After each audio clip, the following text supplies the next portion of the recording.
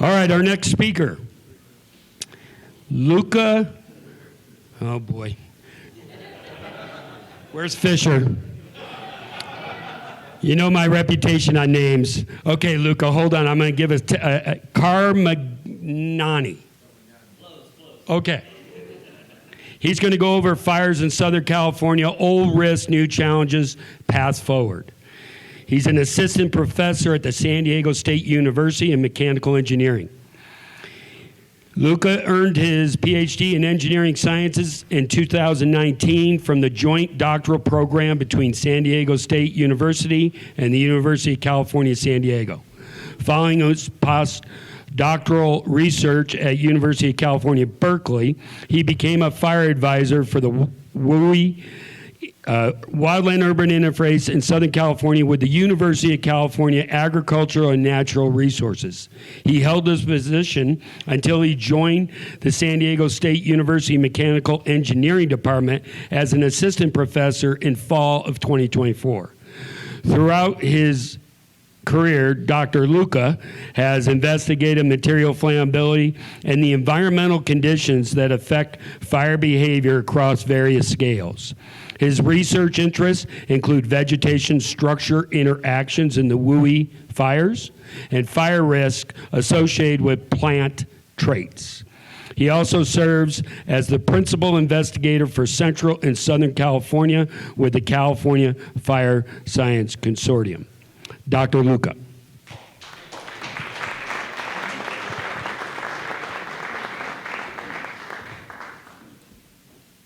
All right, everybody. Can you hear me okay? All right. Thank you for the introduction, and thank you for having me here today.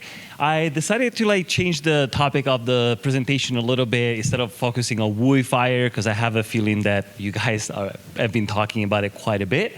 And I wanted to focus a little bit more on the Fire Science Consortium and what we work on and what resources we could provide in terms of collaboration and so on.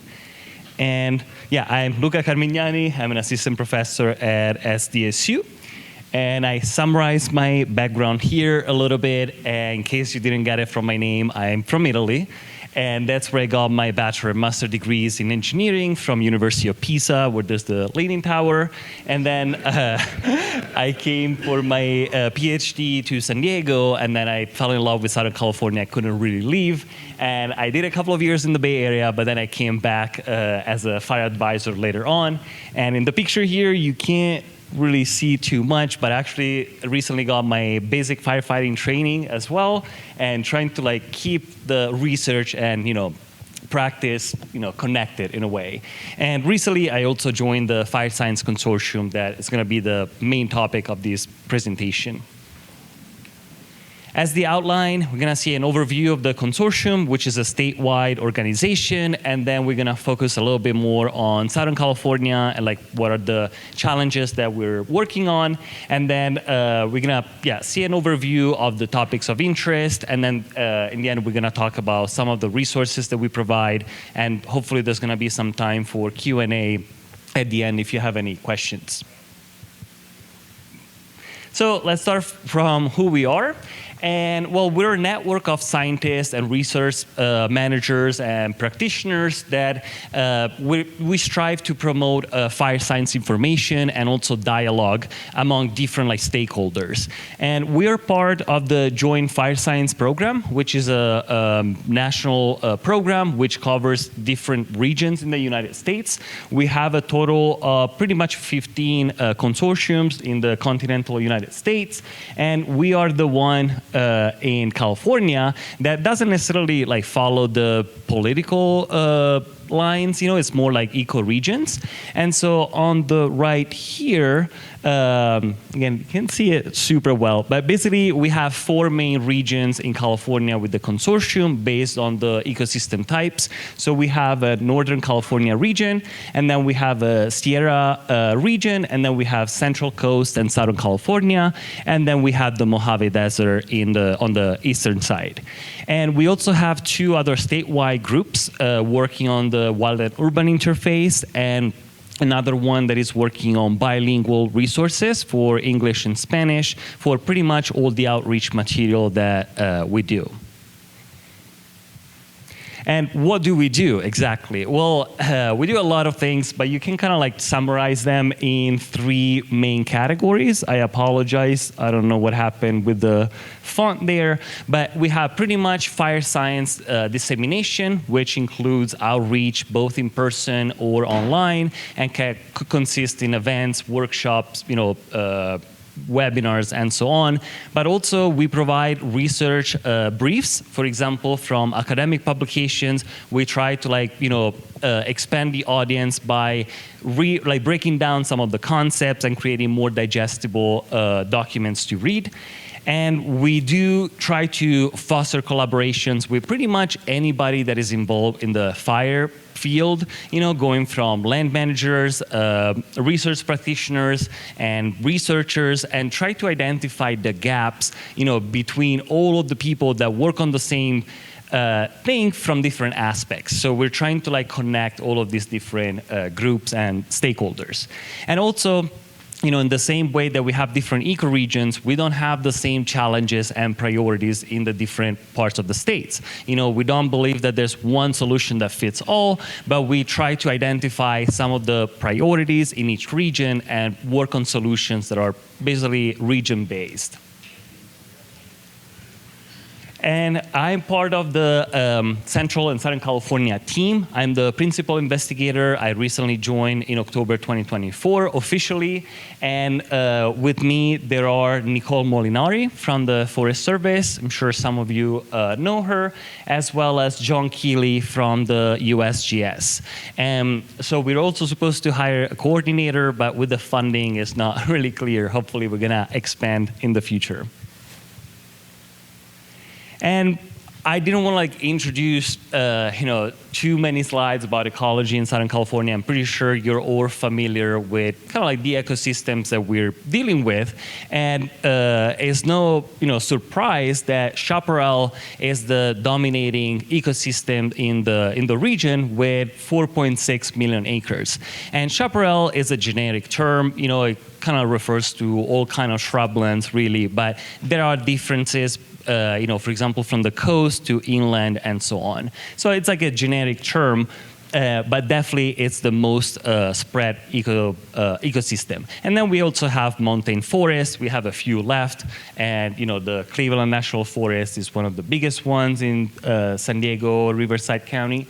And then one of the uniqueness of Southern California is that all of these open lands are very, very close to urban developments. And, a lot of the times there are different definitions about the WUI depending on the distance between the community and the landscape. I tend to joke sometimes that the entire Southern California region is a WUI except for downtown LA, maybe. So, chaparral provides a lot of benefits. It provides, soil stabilization, carbon sequestration, and we have a very biodiverse region. So definitely there's a lot of benefits for the communities. We also have recreational areas where, we have 20+ million people that can use those open areas. However, chaparral has a little bit different fire regime from the forest. We're often looking at the forest in terms of wildfire resilience, and we have these. Ideally, we have these ground fires where we burn all of the surface fuels at low intensity, keeping all the trees nice and healthy. And, historically, that's how it looked like. But, right now, in a lot of forested areas, especially conifer forest, we have a lack of fire. We don't have enough fire. And so if that comes in, we have high intensity fires because all of the fuel accumulation for a variety of reasons. In chaparral, this is a bit different. Shrublands are closer to the ground, so if we have a fire, we tend to have a crown fire and not a low-intensity fire. And so it's not surprising in a way that we have these high-intensity, high-severity fires, but if we look at the historical fire regimes, these fires don't happen as often as in the conifer forest. We tend to have an interval of 15 to 50 years, depending on the region and the specific location of the shrublands, but definitely is nowhere close to the forest where you could have a low intensity fire every other year or even every year. And so in Chaparral, we actually have a different problem. We have too much fire in these ecosystems, and in a way could be defined as too many ignitions, but we'll see more what that actually means. So again, I apologize, the pictures are not very bright, but this is on the left we have the native shrublands, as you see just around us on the way here. It was beautiful, and these shrubs they don't tend to ignite as easily as grasses or like flashy fuels.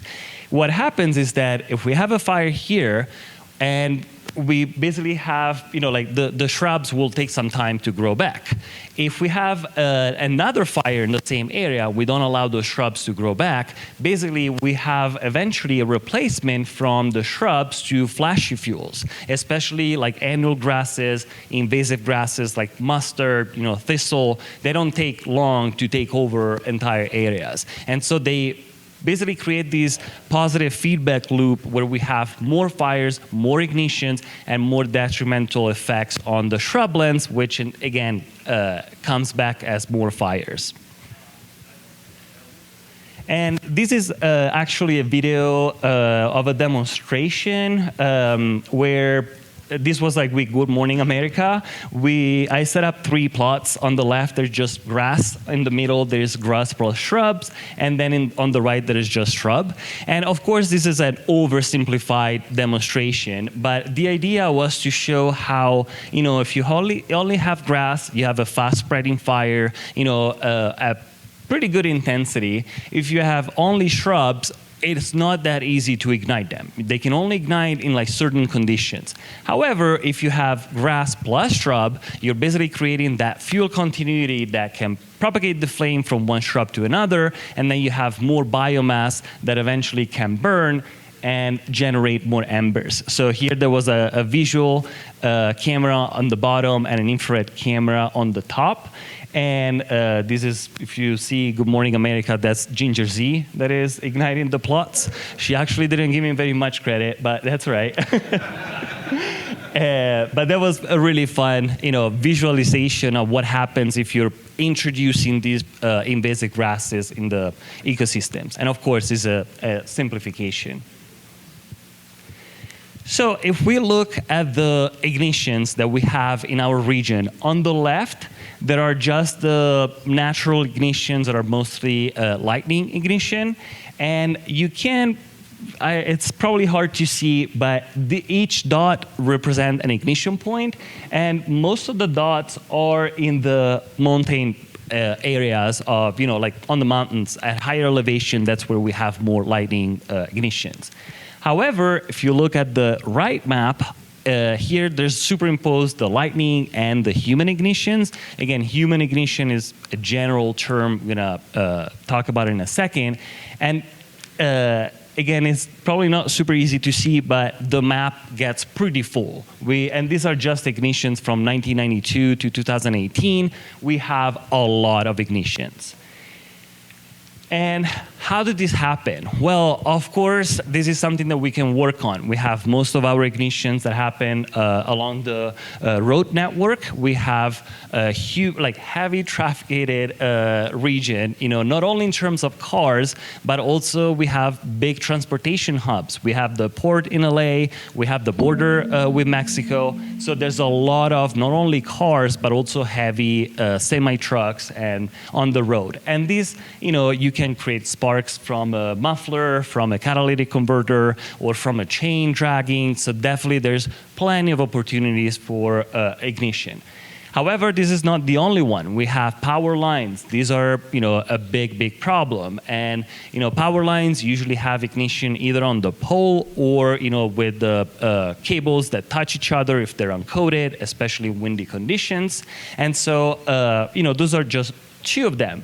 Plus, with 20 plus million people, it's really hard to predict what they're gonna do. You're gonna find that person that is gonna mow the lawn on red flag day, hit the rock and create a spark.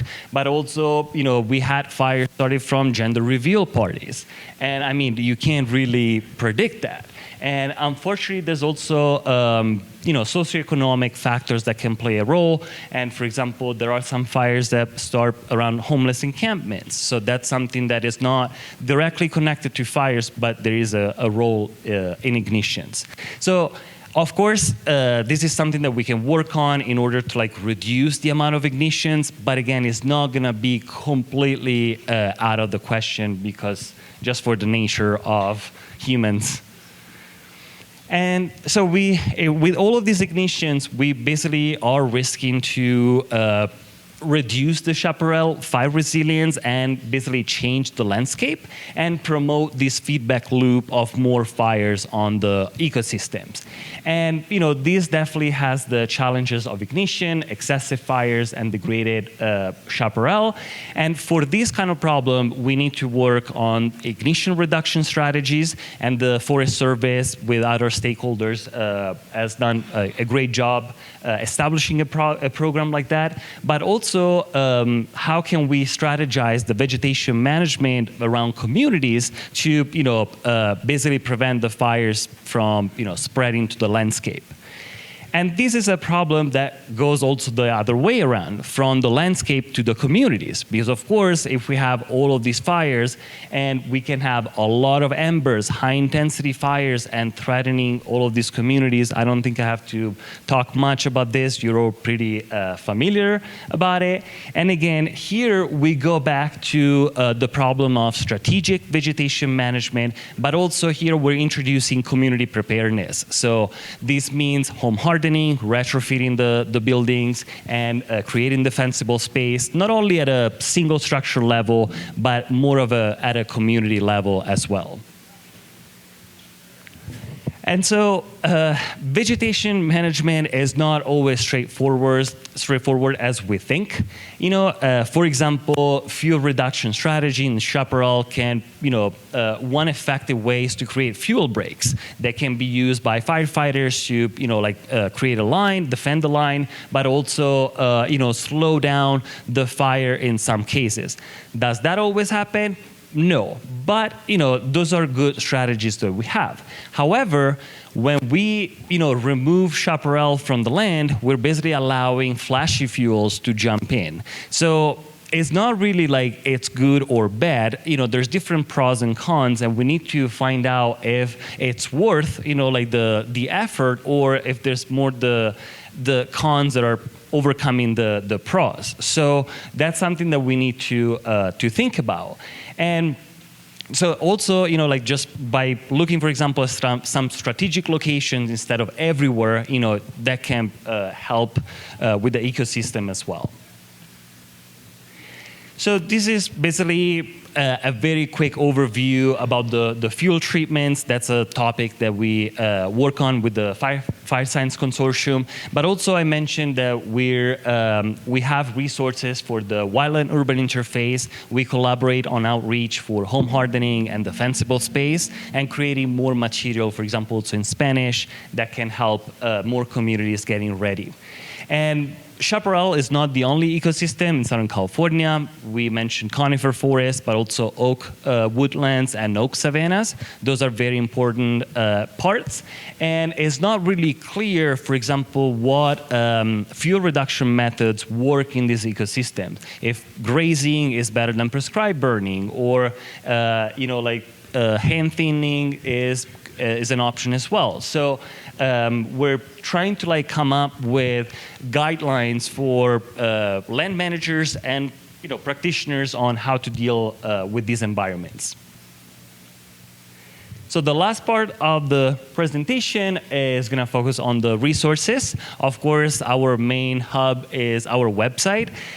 I have to say it's not the best website, but it used to be much, much worse. And the team actually has done a lot of great job in the last few months to make it like smoother and much better experience. And this is already the updated version. Before that, it was really, really bad and clunky. So yeah, I'm glad that I get to present a better version. If you scan the QR code, it should send you to the website directly. And here, you can find who we are, the different contacts in different regions, but also pretty much an overview about what we do. And there's different tabs. You can't really read them, but I'm gonna go through them quickly. So there's of course, we have the newsletter, which is also that one has been revamped completely and now is like completely different from last year. So I'm happy to like promote this. And if you sign up, you can stay up to date with what we do, but also events and possibilities of collaborations with your organization or, just on a personal level. So you can stay up to date with whatever is going on. And if you go on the website, there is the link to directly register for the newsletter. And it's quarterly, so it's not gonna be a spam in your inbox like every day. So it's like every now and then, so it's not too bad. And then the other part is the research and publications. So again, this part was really hard because the database that we had was really hard to navigate. So it was hard to find the information that you were looking for.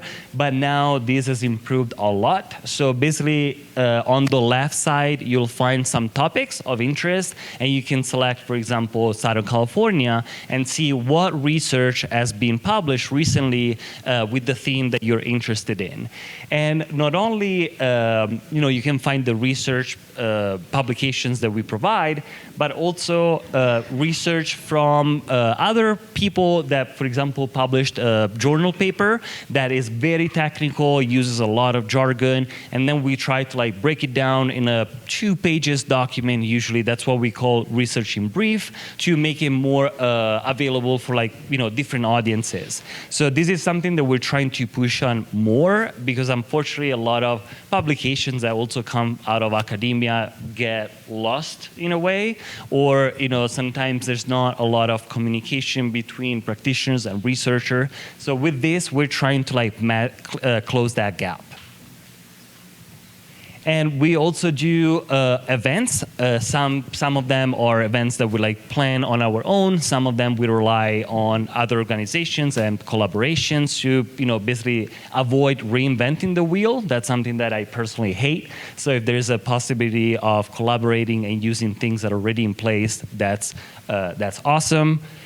And I just wanted to show a couple of recent events. In May, we had the Chaparral Symposium in San Luis Obispo.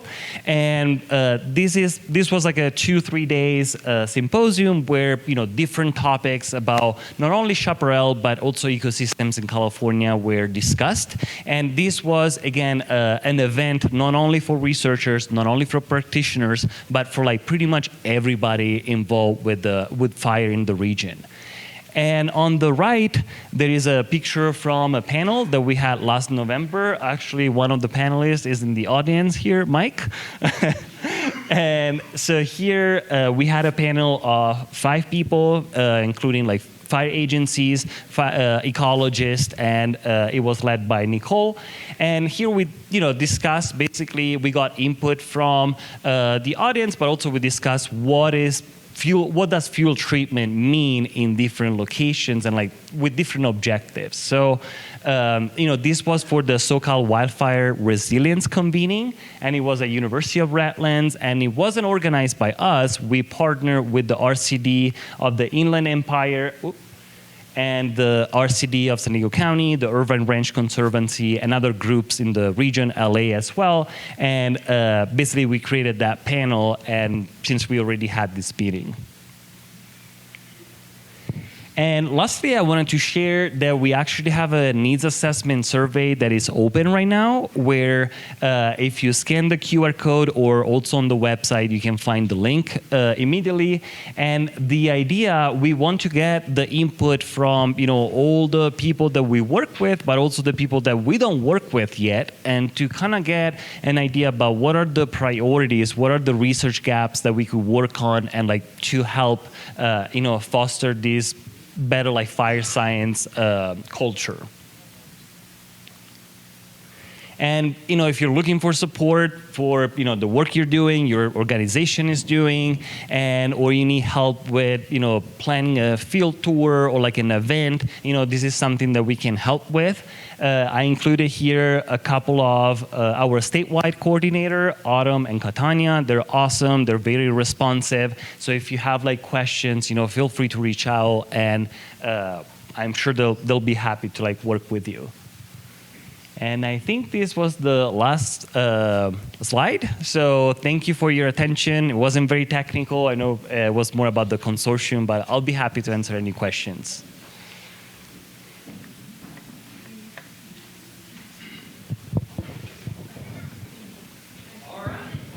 All right.